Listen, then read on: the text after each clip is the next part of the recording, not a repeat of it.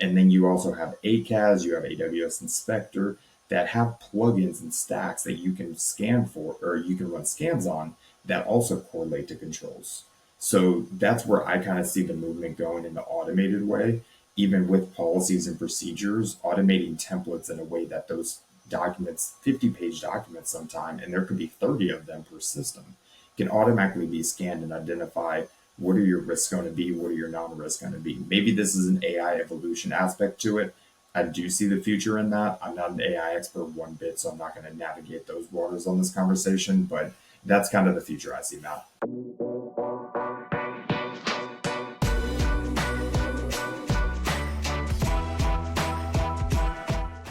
Welcome to It's Fine, the podcast by Hunter Strategy, where we tackle key issues in technology and security within Department of Defense. This week, we're focused on continuous monitoring and risk assessment in DoD Networks. Our guests are Dan Beller, Director of Cloud Solutions at Hunter Strategy, and Chris Sowards, our resident governance, risk, and compliance expert within the company. Dan has significant experience in supporting continuous monitoring for DoD Networks, making him a key voice on this topic. Chris brings his expertise in risk assessment and governance, offering insights into the strategic side of network security. Together, Chris and Dan will provide a practical look at how continuous monitoring and risk assessments are carried out in DoD networks, highlighting their importance in maintaining national security.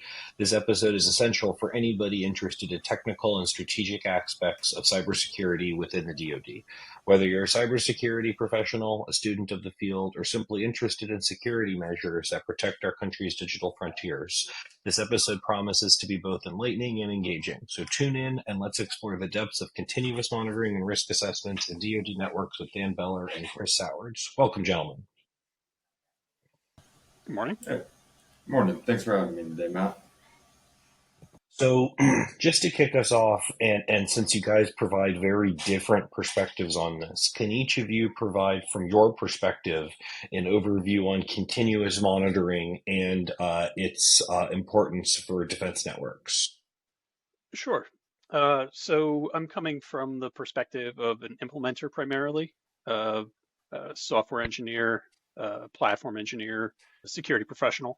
I would say that that continuous monitoring is really about focusing in on the operational and security monitoring, alerting, regular vulnerability assessments within a program, within a system, within DoD, across potentially a number of classifications, and figuring out how do you tie that all together to be able to, in real time, be able to assess the overall risk posture, identify issues, and also tie it into the ATO process. In this case, supporting a movement towards continuous ATO or CATO. Yeah, so with continuous monitoring, as Matt introduced me, I'm the GRC director at Hunter Strategy. So I'm not the implementer per se, but I'm more of the policeman of making sure you don't like speed, you don't, do anything, right? Like that's outside of your scope of your authority to operate. When granted authority to operate, or ATO, you're given guardrails and requirements to maintain. And that's where the continuous monitoring phase comes in, because a lot of times over the course of 3 years, systems will make major modifications to their system, technology upgrades. They want the latest and greatest. They need firewalls open, close, etc. So with that, anytime you make a major change in modification to a system, triggers a lot of risk or potential risk that has to be identified and verified and checked, balanced, etc. Right?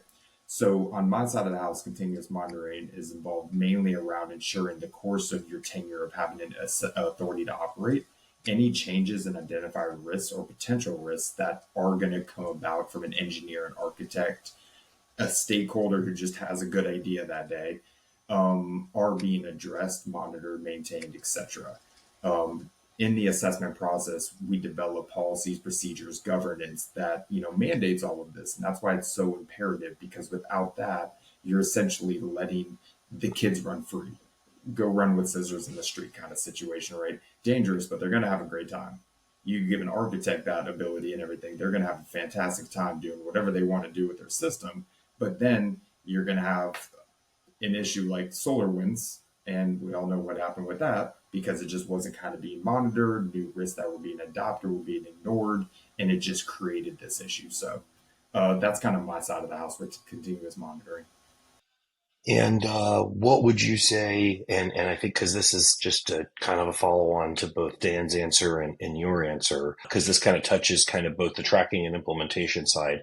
How would you see critical vulnerabilities, CVEs, IAVAs, those types of things from your perspective in continuous monitoring, both as an implementer, Dan, and for you, Chris, kind of more on the governance side? How does that affect your approach to continuous monitoring? So I would say that the overall with continuous monitoring, there's more of a focus on the engineering team to be doing regular vulnerability scanning and building that into the process. So when you have a critical vulnerability that is released as an IAVM or it just makes the front page of the Washington Post, there's already a structure in place to be able to inject that in to quickly assess it. And with a lot of the evolution in the last few years around software factories and the DoD CIO guidance on best practices around running agile so that from an approval standpoint, if it's not a strategic change, it does not need to go in front of a CCB. It removes some of the guardrails to get fixes out quicker. And I think that that's something that overall is a positive direction that we've been seeing in the last few years. Yeah, and I'll kind of follow suit with what Dan's saying and focus on that. So for DoD Networks, they focus on the GRC framework NIST 853. So there's a control family called risk assessment, and RA5, the control is centered around vulnerability scanning. So let's say 2 years ago, a system owner or system was using some type of third-party software that was approved, it was being patched, plugins were being released, the DoD is actively monitoring those. You know, your ISSOs, E's, M's, and everybody are subscribed to receive IAVAs and IAVBs, etc. Let's say that software becomes end of life. That vendor stops patching it, providing patches. At that point, there's a new identified risk injected in the system. Is there potential vulnerabilities that need to be patched that can't be patched? Are there vulnerabilities that we can't even scan for to know that they exist in the first place? So when it comes to continuous monitoring, to Dan's point about like vulnerability scanning, some things become obsolete to where you just can't scan them anymore. They may not be at risk and obsolete in that sense, but they're end of life in the sense of that vendor is not providing resources to patch those or anything. Microsoft does a great job. They'll report their end of life, but they'll report support for X amount of years, 2 years, 3 years, and say, we'll still patch this, provide plugins, we'll still monitor breaches and everything and let everyone know. But they have to draw a line in the sand too. And vendors do that. So in the continuous monitoring side, our approach is monitoring all of the software assets, ensuring the end of life doesn't hit, and plugins are still being released, and everybody is actively, and when I say everybody, I mean system staff, the DoD, and the vendor themselves are actively supporting this software itself, or patch, server, etc. So just kind of playing off of this, because I know you guys have both been doing this a long time on a range of networks, ranging from, the big names, your Cipernets, your JWICs, but also kind of some unnamed networks that support specific kind of coalition or missions or specific things. So overall, how would you say that the approach to continuous monitoring has evolved over the last few years? If at all, or if you're seeing stagnation in that's also probably worth mentioning here. Sure. So I think there's been definitely some evolution. There's still a lot of, from the assessment standpoint, we run into a lot of, frankly, govies that are still very focused on STIGs, SRGs, and compliance checkboxes more than assessing overall risk posture and trying to bottom line things. There's, I think, a little bit more appreciation and understanding that mitigations are a valid approach as opposed to just being hammered over compliance spreadsheets. In some ways, we see assessors that are excited about some of the newer technologies cloud, microservice architectures, software factories, and it's forcing them to learn more about how how the sausage really gets made as opposed to just looking at the end result. And certainly for you know for a long time, even before RMF, DICAP, DITSCAP, there were a lot of overtures towards understanding the process, the how, but really a lot of the assessors really did not understand how to write software, how that all works, and starting to see more of an understanding in some circles. There's still plenty of room for upskilling in those areas, frankly, on the engineering side too. But that's an area that I feel like we're definitely seeing some improvements in the DoD space. Yeah, so in continuous monitoring in the DoD world, what I've really noticed and saw very beneficial is a mature interconnected service agreement memorandum of understanding model. Now that's a NIST 853 requirement. Honestly, I think DIACAP required it too, but I wasn't mature in my GRC days to know how well that actually worked. But then also, when agencies utilize a single GRC tool across their enterprise, and especially when they use the same tool as other enterprise or other agencies that are they're interconnecting with. So, when referring to like JWIX and some of the big boys, as Matt was saying, in a previous life, I was a cross domain system engineer. So, we dealt with a lot of information that was traversing through various security enclaves, whether it's CIPRNet, JWIX, some of the other caveats, or unclassified. And when it comes to, and I'm pivoting back to how this relates to continuous monitoring, is that systems are interconnected with one another. And if there's a vulnerability on one system and it's connected to 7 systems, all 8 systems in total now have that same vulnerability. Whether it's truly a vulnerability to them or not, there is a potential risk. So that's why I've seen a lot of benefit in the GRC solutions maturing over the years and the interconnected service agreements actually being very mature as well in that state, because it allows us to monitor our system and every component outside of the system, cloud vendor or not. If they have a risk, we officially have a risk now. So that's kind of my take on how it's evolving. So I definitely hear you guys on the evolution of how people and system owners and risk managers and engineers do it. How does tooling and any evolution in technology, and I understand this might be a laggard in DoD Networks specifically because DoD tooling is pretty much EMAS and ACAS, right? There hasn't been a whole lot of change there. But if you were to look at industry and how large companies are doing this and some tooling, how would you look at how DoD could be evolving in continuous monitoring that might take a little while for that tool to be adopted?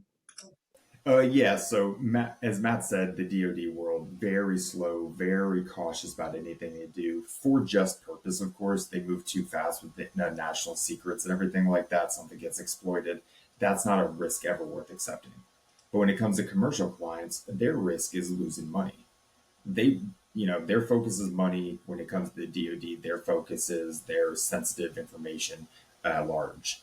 So let's kind of peel it back and just talk about a normal company, a normal corporation, not really the DoD and the sake, right? And how it's evolving, because how it's evolving today in the commercial space will be how it evolves for the DoD, maybe in 5 years, maybe in 50 years, let's be honest here. But yeah, so when it comes to that, there's a term and a new process coming out, and I'm reading it on another monitor just to help everyone understand what it stands for, but it's called OSCAL, Open Security Control Assessment Language.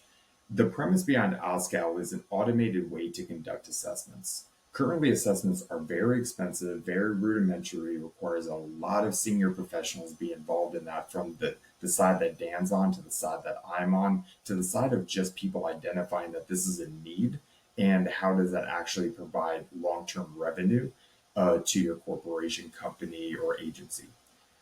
So OSCAL's approach is to automate this and utilize industry tools in a customized way or non-customized way to their system itself.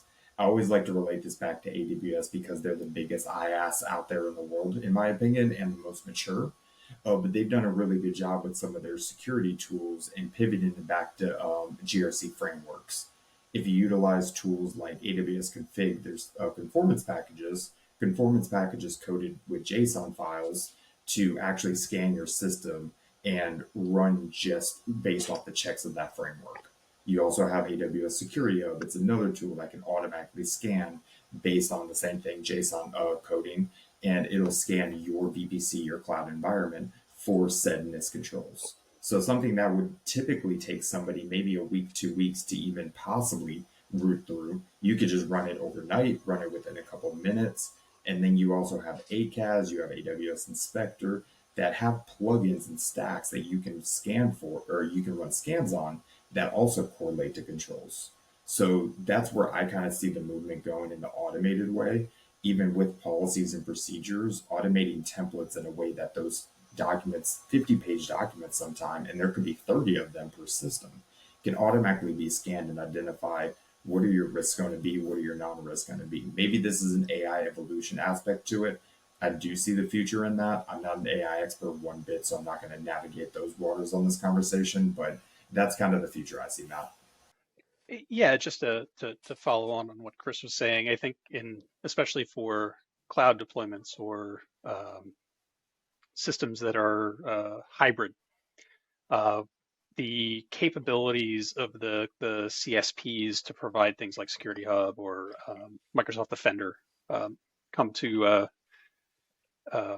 they can talk across clouds. They can talk on your on-prem, and it can give you more of a single pane of glass or a control plane for these, and that's huge as an implementer.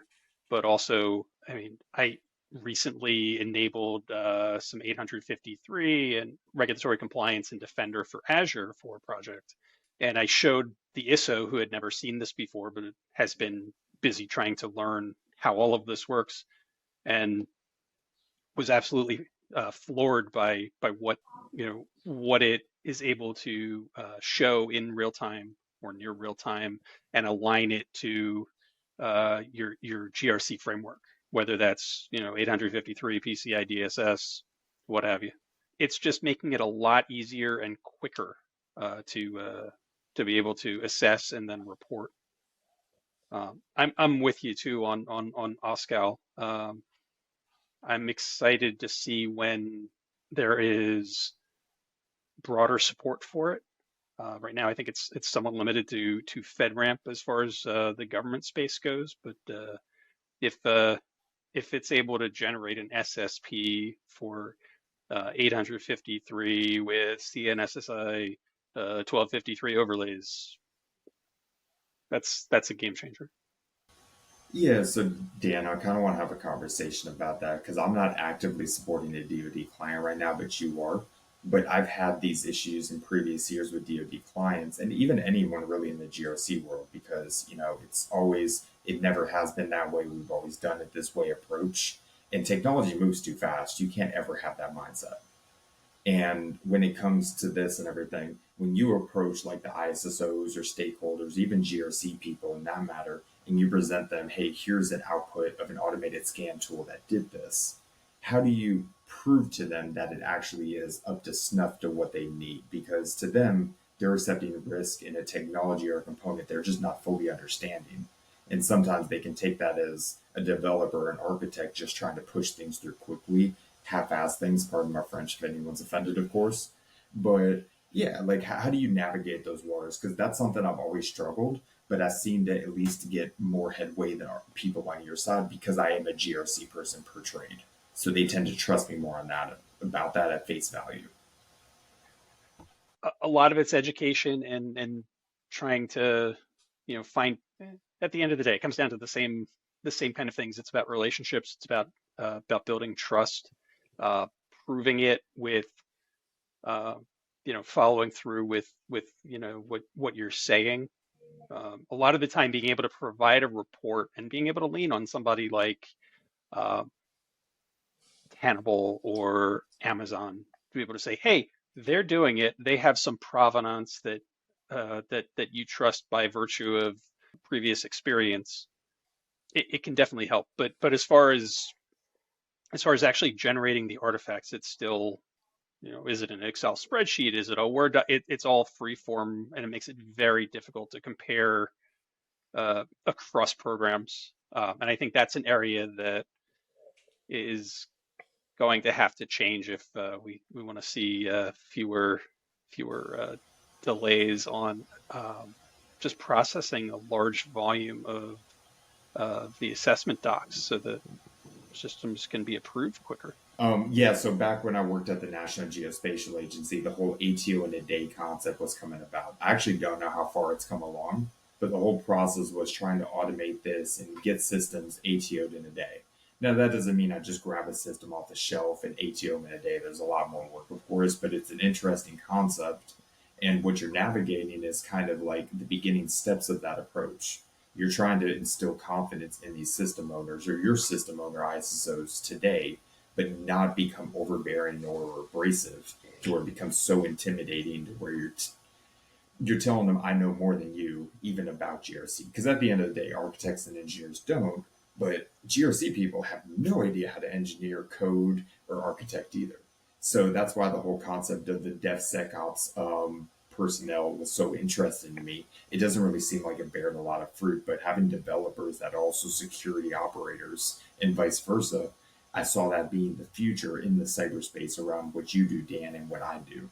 It's just so hard to find someone who's up to snuff of what you do and up to what Matt Schreiner does with GRC. It's just few and far in between, and no one's willing to spend the money to capitalize on that one individual, the one out of a million, right? So, yeah, no, I agree with you. And that is a struggle that we've had.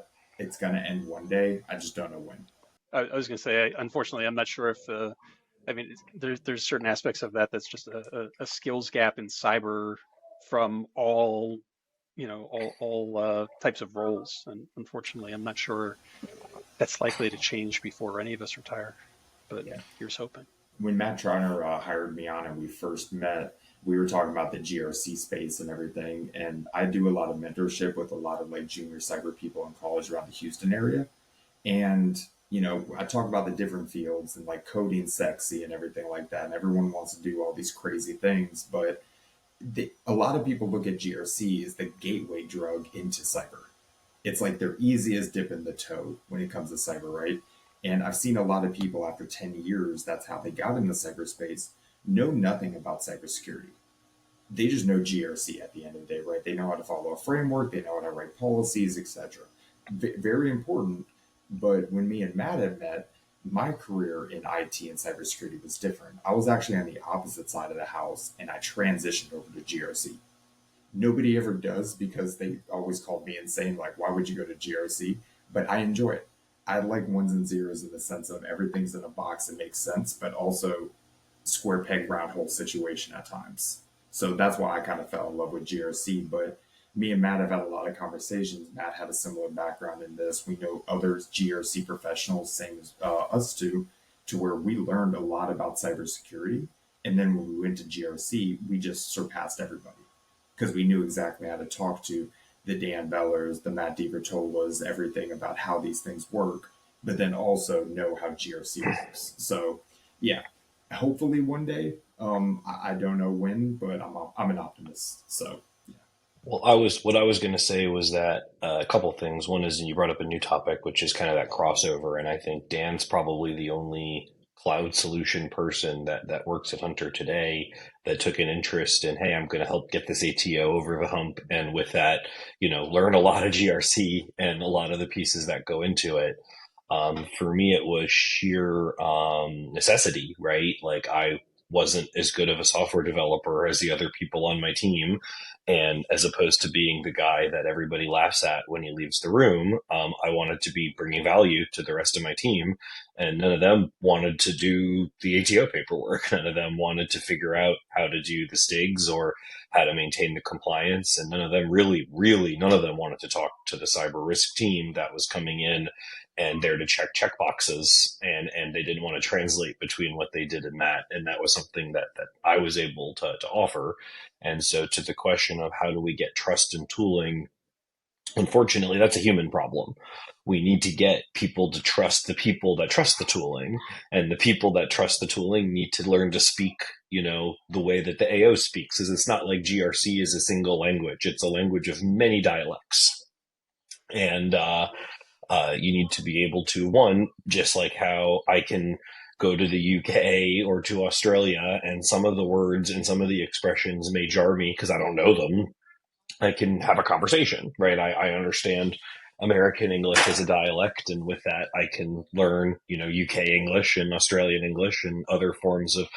When I was in Wales, I did not realize that the people were in fact speaking English. The language was so heavy, and there were so many terms and phrases that were so different and so Gaelic that it took me a while to understand the local dialect. But it's no different in going from, even within defense agencies or crossing from civilian to defense when speaking about ATO paperwork.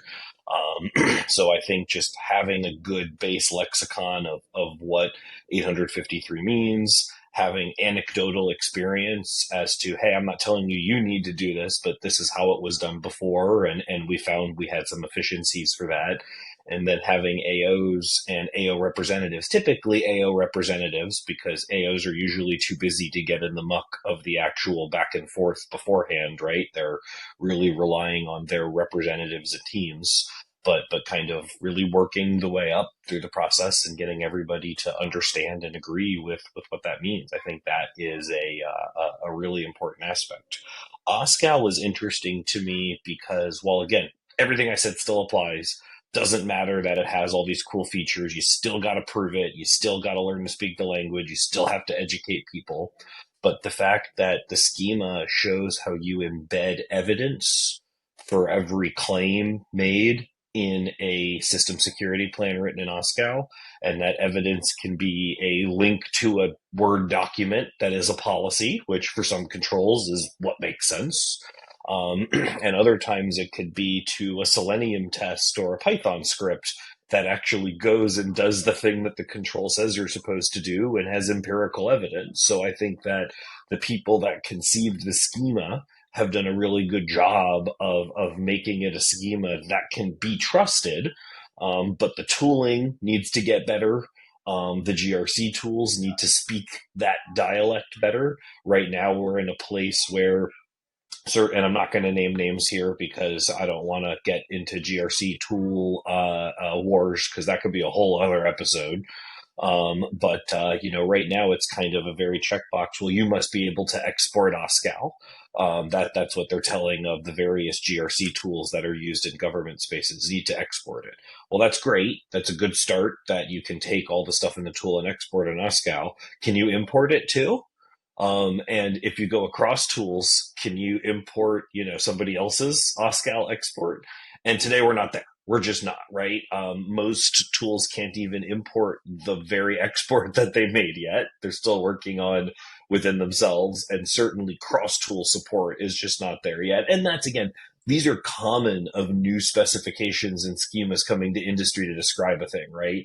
This is SAML 20 years ago, right? Where, one SAML tool was very different than another SAML tool. And the idea of being able to take one token and pass it between tools was just like, ooh, wow, that'll be great when that works one day, right? Like that wasn't a thing that was even expected in early days of delegated authentication. And now look where we are, right? There's open source tools that'll grab from 5 paid tools and everything will work great. So I think that is a key thing that I'm really glad to see that FedRAMP adopted first, because they are the lightning rod of where commercial meets industry in terms of government acceptance of commercial security plans. It's also great because, frankly, I don't remember the exact number, but I remember when I was helping a commercial company achieve FedRAMP that I saw in their documentation that they only have funding to support 18 new authorizations a year. And so if there are, what is the current estimate, 50,000 SaaS products currently on the market. So let's assume that we only need 10% of them, right? 4,500 of them are not needed for any civilian or defense mission. There's still 5,000 left. And at 18 a year, we'll get to them by the time, to your point, Dan, I don't know if I'll be retired as much as dead by that point in time, just from the math on how long that'll take. and getting to trusted automation in that process is the only way to do it. And then back to our topic, that's net new authorizations. The Conmon phone calls for FedRAMP are arduous. They are long. They are everybody sharing spreadsheets together to do continuous monitoring and show how they're doing things.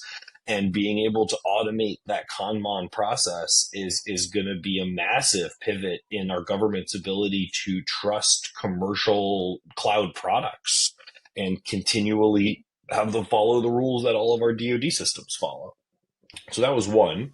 The other point I was trying to make, or was going to make before, and it's less relevant now, but I'm going to make it anyway, just because we've talked about OSCAL quite a bit, is there's lots of supporting tools that help solve the disparate problem today. And one I will call out by name because they're a partner, and I think they're a really slick tool, and we have no vested interest in them outside of that they're a partner and it's a slick tool, is Nucleus Security. And what Nucleus does is take the out, and I'm not even, if I'm pitching it wrong, somebody from Nucleus tag us in some comments, please. But my understanding is that they take the output of all of these disparate scanning tools that are out there and help turn them into tickets and help turn them into trackable items that aren't just tracked within the tool. And that's another huge problem is if it's not an ACAS scan, it does not upload to EMAS, right? Specifically speaking to DoD networks, right? It's just an artifact like any other, might as well be a PNG screenshot compared to a PDF or some proprietary file. Whereas Nucleus is trying really hard to kind of ingest from all these different tools and turn it into a ServiceNow ticket, a Jira ticket, some type of evidence that you can really show an assessor that, hey, every vulnerability that came in from our tools has a ticket. Every ticket has a disposition. Those dispositions might be that it won't fix or it's mitigated by something else or all the things that we've talked about here. But talk about traceability. Every single finding has a ticket. That's a massively big change because without a tool like that, that means you would have to take a raw scan and someone would have to go and manually enter in tickets for all of them. And back to, that's why FedRAMP has limited funding, right? That's a lot of work to do. And it's not particularly sexy work or fun work or work that would encourage any architect or developer to say, yay, GRC, I get to enter all of these ACAS findings into EMAS one by one as a poem. Or if I'm lucky, into a spreadsheet that's importable. That's like the good version of that. So I think there's a lot of tools that are trying to fit that niche. I think OSCAL is, I don't want to call it a moonshot because I think we're in closer distance of that than a moonshot now that it's been out there and we're starting to see its acceptance, but it's very much in the outer atmosphere still, right? Like it's not yet in Earth's gravitational pull to keep with the space metaphor. But tools like Nucleus, tools like Axonius, there are tools out there that are trying to solve the problem today with the tools of today that I would say are not DoD wide yet by any means, but I've seen special ops and people that maintain, purpose specific secure networks have been the tip of the spear in adopting those tools. Because they're trying to figure out how to do it more efficiently. So I think that there is, the longer term OSCAL that with the support from NIST and agency collaboration and the typical iteration that specifications turn into becoming useful products that we're absolutely going to see mature. But I also think that the advent of some of these tools that solve today's problems are going to help model how people can start to trust a tool in general. I bet an agency trusting that Nucleus, again, just to use the example, not that they're the only one, but that Nucleus can grab all of these tools that you already trust, and all we're doing is taking every output and turning it into a ticket in a ticketing system that you also trust. Right? That is a way, way smaller gap than here's a bunch of XML and take a look at it. There are other people, and again, partners, so I will give them name credit. Easy Dynamics is developing tools that I like to think of as Google Docs for OSCAL. So you can collaborate on these things and make these XML files very human readable. And because that's one of the biggest things today and why Word and SharePoint and all of these artifacts are built using the Office suite. They're the easiest to collaborate on. It's easiest for Chris to gather his input from somebody like Dan by making a doc, creating all the template and the preamble, and being like, Dan, put in architecture stuff here, right? And the best way we know to collaborate on written documents in the world, in any industry, DoD included, is Microsoft Office. So if we can start creating similar feeling tooling for OSCAL, that'll grow the trust. But it's a piecemeal framework here, right? We need to kind of people need to work with the tools they have today, and agencies that are interested in bringing things from the outer atmosphere into our orbit, like NIST, who's always taking big, long strategic shots, are going to be critical in getting us all in the same sheet of music. And I really hope that we're all still employed in this industry. When will it be ever easy? Will there ever be enough cyber people to meet the skill gap? No. And anybody says that AI is going to fix it, I would like to show them some really interesting answers from GPT on cyber questions that I've asked it, to say that it is probably not going to save us, at least not any time, not any faster than the adoption of these tools will probably create that trust, right? It'll be an aspect, big part, but definitely not the only thing.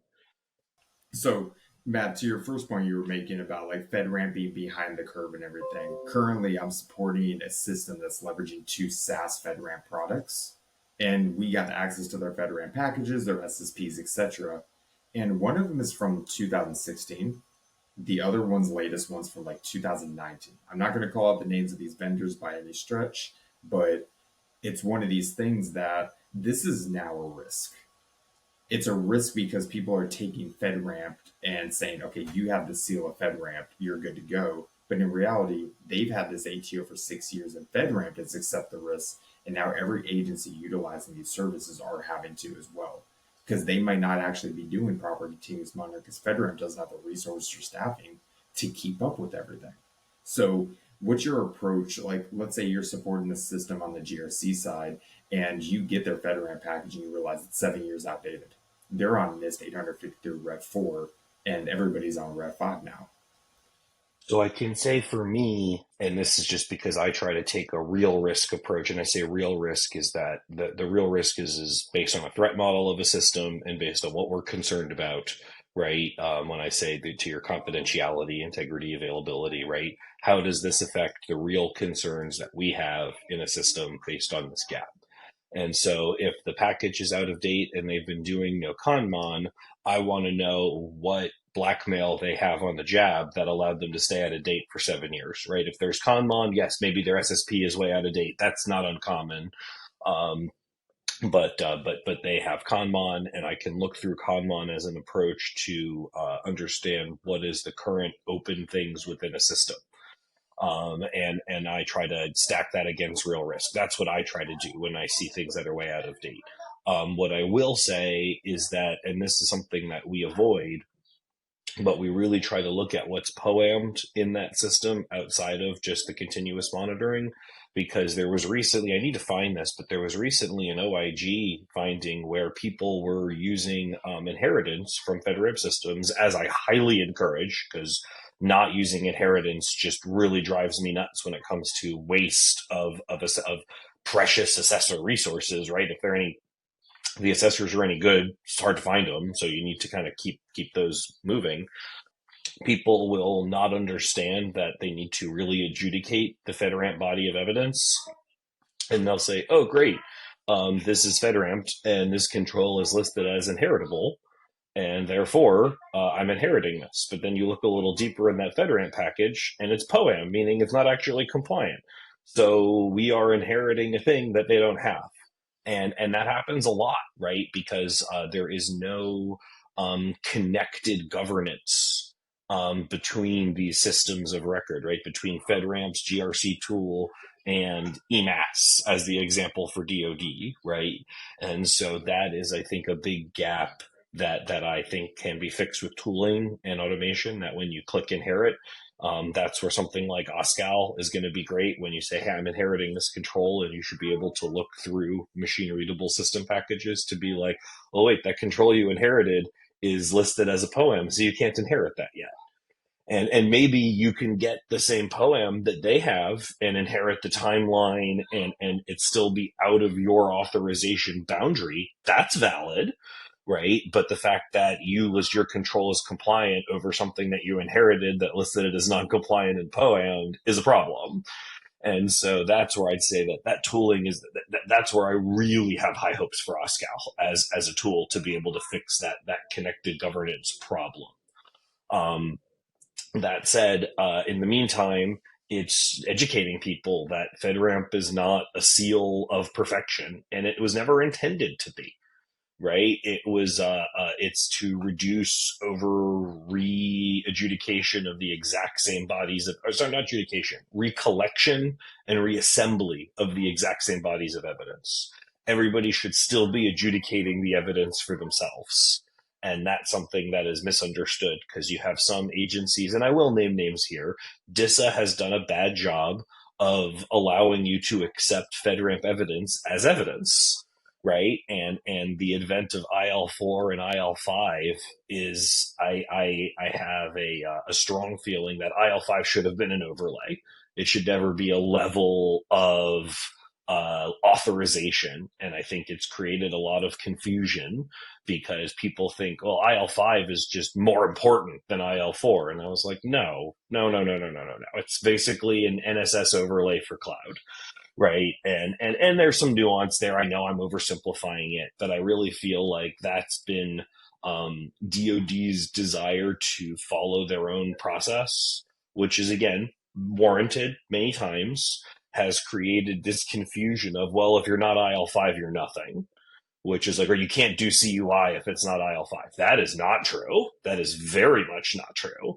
But then you get into some other interesting nuanced things because we're here to talk about defense networks. Defense networks have these IL4 and IL5 requirements when they're cloud networks anyway, because they have sovereignty issues, which FedRAMP doesn't address inherently, right? FedRAMP, you can have a FedRAMP moderate and have people overseas doing all of your maintenance and all of your things, and that's perfectly valid. And DoD has additional sovereignty concerns, and just adding that as a checkbox in FedRAMP is going to be confusing to people. So I think that there is still a big gap there. I think that is more of an educational gap than a technology gap. And unfortunately, too many authorizers and AOs long for the days of DIACAP. Right? They don't want to see, they're very attached to this binary checklist, you're approved or you're not approved, as opposed to we're making a risk-based assessment. And so that is a lot of those people who need to get educated or need to retire, right? I think it's going to be a combination of the two based on the individuals and where they sit. But I do think that the silver bullet there is going to be back to the skill gap in cyber.